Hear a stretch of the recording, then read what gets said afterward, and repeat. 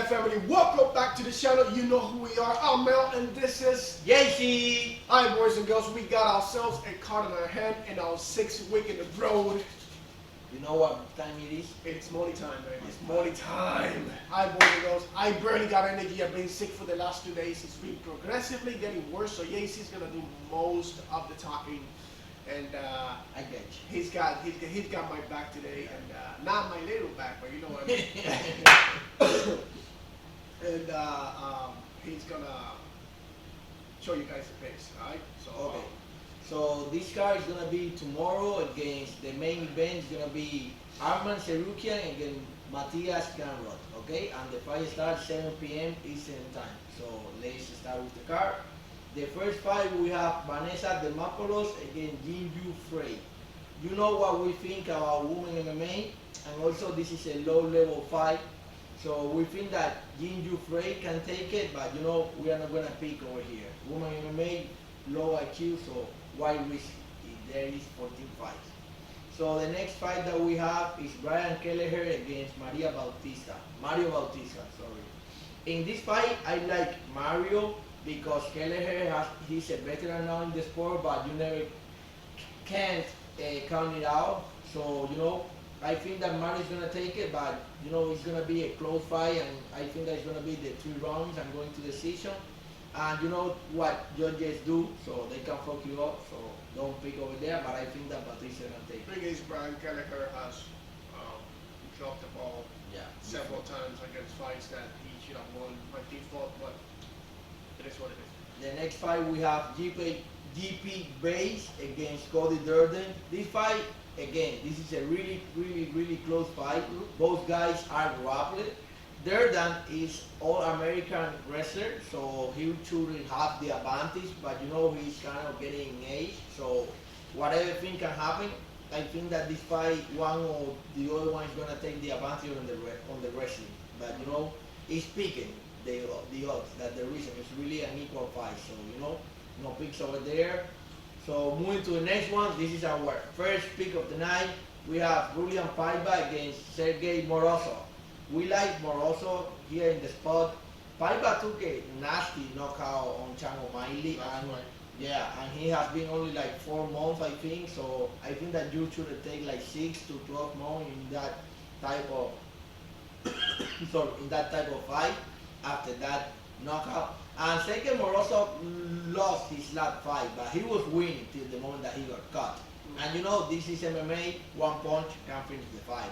So, but any way to the fight goes, like in the grappling, in the stand-up, Morozov is better and he's tougher. So we are going to Morozov in this one. The next fight, we have Charlie Liang, New Dembeke from China against T.J. Brown. This one is one of my favorite picks of the card. I love T.J. Brown over here because the only that Charlie Liang can do is wrestling.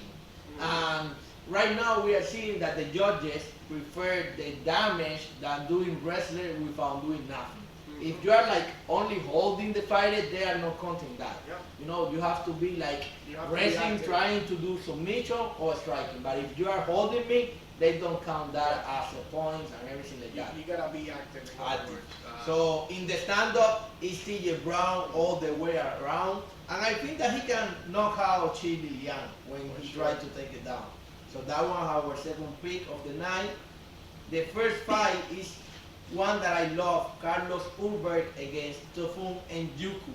But the problem in this one, I love the fight as a fan of the sport, but not betting this fight, because this fight is gonna be fireworks. I think that Carlos Ulberg can knock out Njuki, but Njuki is really tough, and if he hit Carlos Ulberg, we see that Ulberg has a chin of crystal, a crystal chin. So you know that something can happen over there. If anything, fight doesn't go to decision, but the odds are around us, so you know, no picks over there. This is definitely gonna be a knockout. Yeah, fight. one way or another. Yeah. So moving to the main card, we have Chris Cortis against Rodolfo Vieira.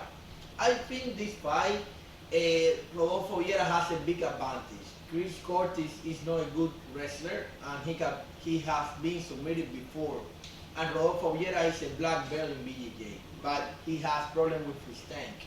if Chris Curtis can stay away from Vieira wrestling, I think that Curtis has a really good chance to knock out this guy. For sure.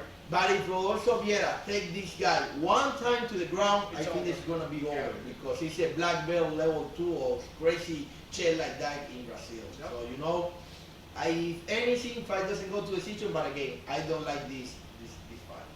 The next one we have Nate Menez against Umar Nurmagomedov, Khabib cousin. Should we even talk about this fight? Yeah, you know what they doing and who they have in the corner. Yeah. you know. And, who he's going against? Nate Menez is not a bad guy. No, he's he's a not. 14-1. He could potentially win it, but He has look at the odds. The odds are crazy, man. minus 900. Minus 900. And the last time that we see Umar, he was scary, like the stand-up. Remember the fight against Kelleher? This guy has improved a lot his stand-up. He has the wrestling for Khabib. And imagine with a good stand-up, it's a problem in that division, you know? So we don't need to talk about this one. The next fight, I'm going to give you a little touch that you don't imagine. We have Thiago Moises against Christos Giallos. Everyone are thinking that Thiago Moises are going to beat Giallos. But if I tell you the truth, in my personal opinion, I'm going to put $50 on Giallos. I'm going to tell you why. Thiago Moises hasn't been looking good in the last fight that he has. If you see Joel Alvarez knocking out on the stand-up, what he did was going 4 rounds with Makachev, but without doing nothing. He was all the fight on his back in the mat without doing nothing, and when Makachev won it, he submitted him. But you know, like, he hasn't been looking good, so I don't know what he has. And Giallos is a really monster in the wrestling and submitting. So people are sleeping on Giallos, and also his stand-up is not bad. I think that the odds are like that because Thiago Moises has 5 better fighters. But if you see like even like the records, Christian Giallo has better records. So I will put money personally on Giallo, and let's see what happens. But it's not a pick, okay? So the next fight is gonna be Josh Parisian against Alan Boudreaux. This one is a horrible fight in heavyweight. 2 guys that they're really lazy, don't have power. So you know the best pick over here is gonna be over 1.5. There's another pick that we have because if this fight something happens, it's gonna be late in the second round or in the third round. Because in the first one they start like getting the range, you know, hitting each other, but they don't have like one punch knockout power, you know, like they're gonna like KO the other one. So the next fight and also the lock of the night, take note. This one is pretty good. Yeah, Neil Magny against Chapka Rockmanov. This guy is a crazy motherfucker. If you don't see it before, this guy go with a hat from a crazy animal from over there, I don't know, in the mountain, maybe it's a Yeti, a leprechaun, something, and he put his hat on. So this guy is a really monster wherever the fight go, in the ground, in the stand-up. He has one of the best. He's a very well-rounded fighter. No, and he has one of the best knockout last year. Remember the world kick that he landed? Bro, this guy is amazing. You know? Now, Magny is not a bad fighter.